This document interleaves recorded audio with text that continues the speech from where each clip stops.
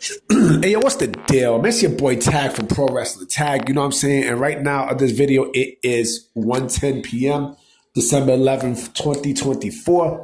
You know what I mean? And right now, I'm just here chilling. You know what I mean? I'm in the bathroom. You know what I mean? I'm in my mom's crib just, looking out for her and stuff, helping her out and stuff. One thing I didn't realize is two things I didn't realize. Number one, I did not even realize that Lil Kim had turned 50 this year. You know what I mean? Like, I'm looking like, 50 years old, looking like, what the fuck? I knew the brat turned 50. You know what I mean? She still look good than a motherfucker. But with Lil Kim, you know what I mean? I didn't realize her birthday was, in July, and I didn't know it was, she was born 1974. I didn't even realize that. I'm like, oh shit. Let me say something about Lil Kim. You know what I mean? Like, I like the old Lil Kim. You know what I mean? Like, this Lil Kim now, you know what I'm saying? Like, the 90s Lil Kim, I say the 2000s Lil Kim was, man. You know what I mean? But I also say this, too. Like, I've always, as much as I like Lil Kim, you know what I mean? Like, you know what I mean? I've always liked Fox more. Like, I love Foxy Brown. Like, I've been the biggest Foxy Brown fan since she first came out with Il Nana and stuff. I had more of a crush on her than I had Kim. You know what I mean? And yo, Foxy's aged beautifully. Beautifully. You know what I'm saying? Like, you can see it. You know what I mean? You can really, really tell. You know what I mean? Like, even with pictures that I seen and stuff, yeah, like she still looks fucking, she still can get that. What? You know what I mean? Another person that I didn't even realize whose birthday was yesterday was Evelyn Lozada. You know what I mean? I fucked the shit out of her. Like, how the fuck does Evelyn Lozada look way better than any female now, any young female now? She's almost 50. How is it that she looks way better than any female that you see now? You know what I'm saying? I mean, that's bottom line, but this video is not about that. You know what I mean? This video is about Rey Fenix. You know what I'm saying? So Rey Fenix, Rey Fenix deleted the tweets that he put out last night.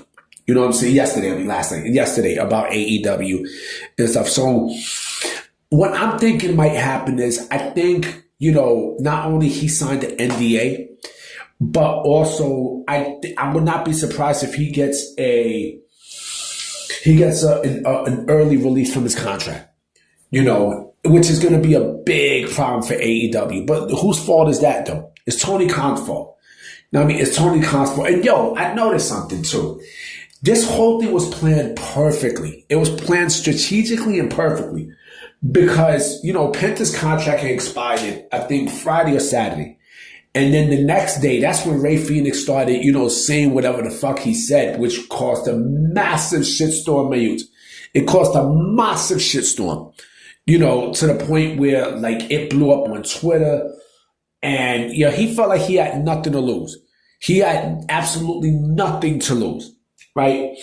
So, and again, this is the case with AEW. Like, mind, this is just one person who's saying this, right? There are a couple other people who basically, who are more than frustrated with the company. More, right? And they don't give a fuck. They personally do not give a single fuck. Rey Fenix doesn't care. Now, I mean, Rey Fenix said exactly what he said. But again, like I said, there are other people in the company who I know will do the exact same thing. So I think Rey Fenix might have, opened up Pandora's box because, he's, the thing with social media, like there's good ways of using social media and then there's bad ways of social media. But I think in the case of Rey Fenix, this was basically a man who said, fuck it, I got nothing to lose. I'm going to say whatever the fuck I want to say, and whatever happens, happens, right? He immediately made a huge impact, right, in everything that he said, to the point where he, I'm pretty sure him and Tony Khan, they talked, they deleted everything, and Tony Khan probably said, all right, you know what, I'm going to give you your release. I'm going to let you go. And the thing is that we don't know what else is out there. This only just brings one issue, to the problem with AEW. It just brings one. We don't know who else has issues. Nobody does.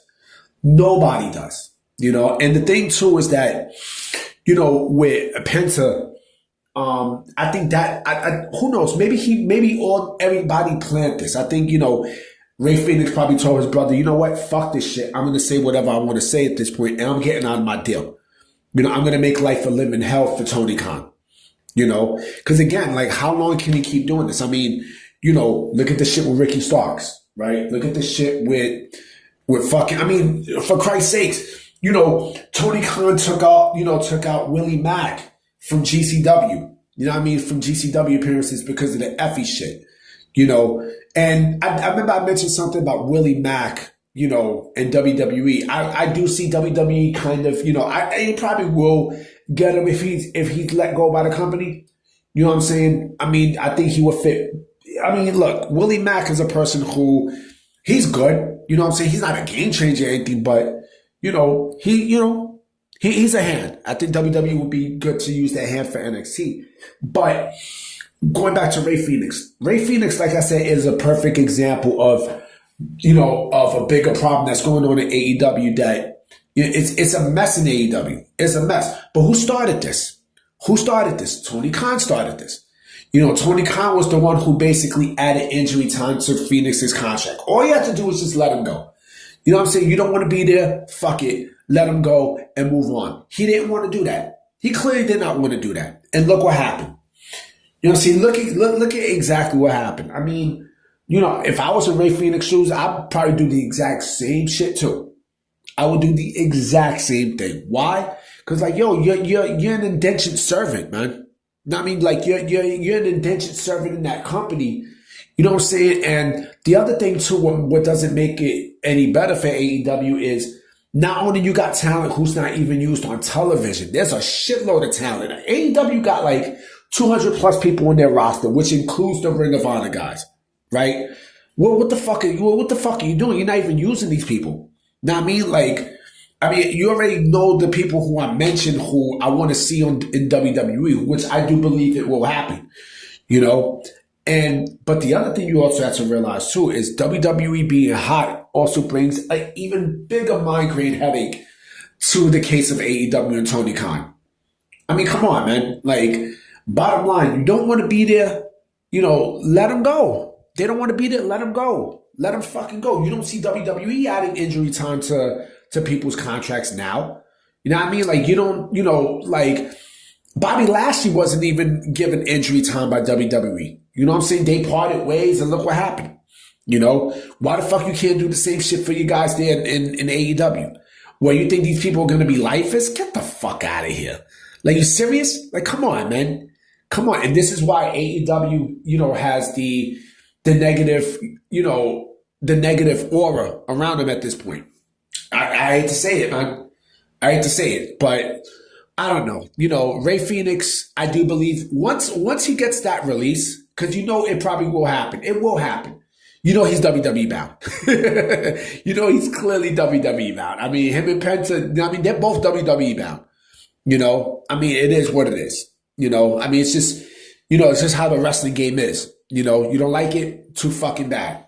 Well, I'm about to be out, guys. You know what I'm saying? So I'll definitely will make a video tonight for sure. You know what I mean? So I will catch y'all tonight. Peace. Oh man, I got the burpees. All right, I'm out. Peace.